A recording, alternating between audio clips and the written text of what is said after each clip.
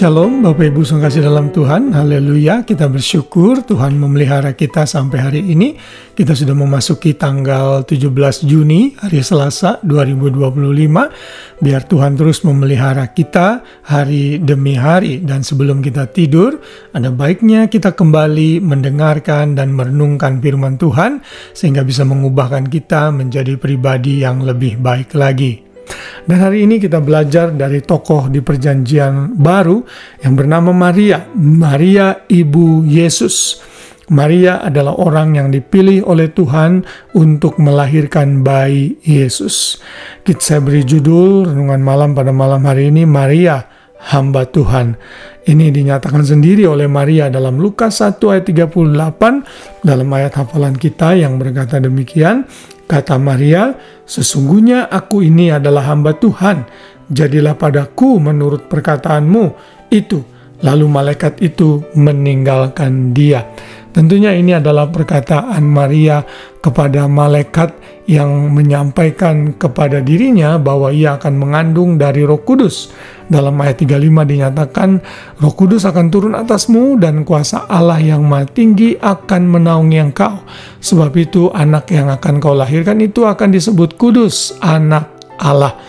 Lalu Maria dengan iman berkata di dalam ayat 30, sebab bagi Allah tidak ada yang mustahil. Karena pada waktu itu dia belum menikah sebenarnya secara resmi, baru bertunangan dengan Yusuf. Dan Yusuf setelah mendengar berita ini tentunya mau menceraikan Maria karena dia bingung karena Maria hamil. Tetapi malaikat Tuhan mencegah Yusuf untuk melakukan hal itu karena anak yang dikandung dari Maria adalah dari Roh Kudus. Ada banyak hal yang tentunya kita bisa pelajari dan kita bisa membaca di awal-awal kitab Injil, di dalam kitab Injil Lukas terutama mengenai Maria ini. Kita belajar dari Maria satu kerendahan hati yang menyatakan, aku ini hamba Tuhan. Be it unto me according to your will. Biarlah terjadi seperti apa yang engkau katakan. Ini tentunya sangat berbeda dengan Zakaria, papa atau bapak dari Yohanes Pembaptis, yang pada saat Elizabeth itu mandul dan diberitakan ia akan melahirkan Yohanes Pembaptis, Zakaria tidak percaya sehingga ia menjadi bisu. Tetapi Maria saat dikatakan ia akan hamil, ia bukannya tidak percaya, ia hanya bingung bagaimana mungkin, sebab aku belum pernah mengenal laki-laki, aku belum memiliki suami.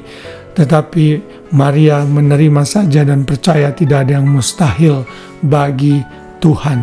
Dan Maria berkata, biarlah jadi menurut perkataanmu. Setelah dalam banyak hal mungkin kita tidak mengerti apa yang Tuhan mau dalam hidup kita.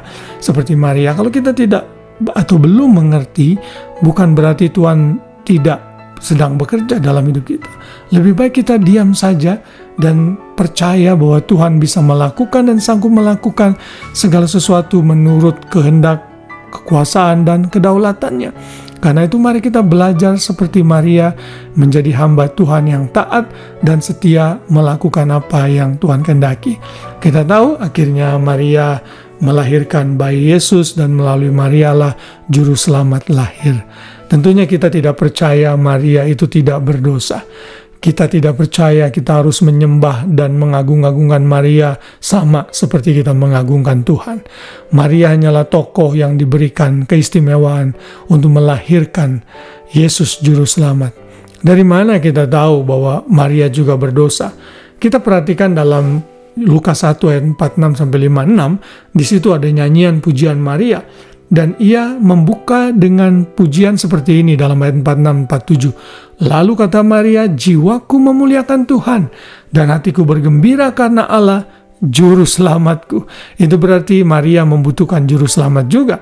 Maria juga orang berdosa. Karena itu kita tidak boleh mengagung-agungkan Maria sama seperti mengagungkan Tuhan, bahkan menjadikan Maria sebagai mediator. Bukan. Maria hanyalah sebagai alat untuk melahirkan Yesus. Maria adalah ibu jasmani dari Tuhan Yesus, namun benih yang dikandung dari Maria bukanlah dari benih laki-laki atau karena nafsu laki-laki, tapi karena benih dari Roh Kudus. Ini yang harus kita belajar dan mengerti dari kehidupan Maria. Kita tahu Maria setia sampai akhir. Bahkan saat Yesus disalib pun Maria ada di sana, dan setelah Yesus mati, Yesus memerintahkan Yohanes untuk memelihara dan merawat Maria sampai pada hari kematiannya. Maria adalah teladan yang harus kita ikuti dalam hal kerendahan hati, dalam hal ketaatan, dalam hal memposisikan dirinya sebagai hamba Tuhan. Siapapun kita, sekalipun kita bukan pendeta atau pastor, namun kita adalah hamba Tuhan di hadapan Tuhan. Setiap kita adalah hamba yang harus taat kepada Tuhan, mentaati seluruh perintah Tuhan, dan melakukan apapun yang Tuhan perintahkan bagi kita untuk kita lakukan. Biarlah tokoh Maria ini mengubahkan kita menjadi teladan bagi kita untuk terus hidup dalam kerendahan hati dan menempatkan diri kita sebagai hamba Tuhan yang harus taat kepada Master kita, Lord of Lords and King of Kings, Jesus Christ, our Savior. Puji Tuhan, selamat malam, selamat beristirahat. Biar damai sejahtera Kristus memenuhi hati kita, dan kita besok pagi bisa bangun dengan tubuh jiwa raga yang sehat, dengan rahmat Tuhan yang baru setiap pagi. Tuhan Yesus memberkati kita semua. Shalom.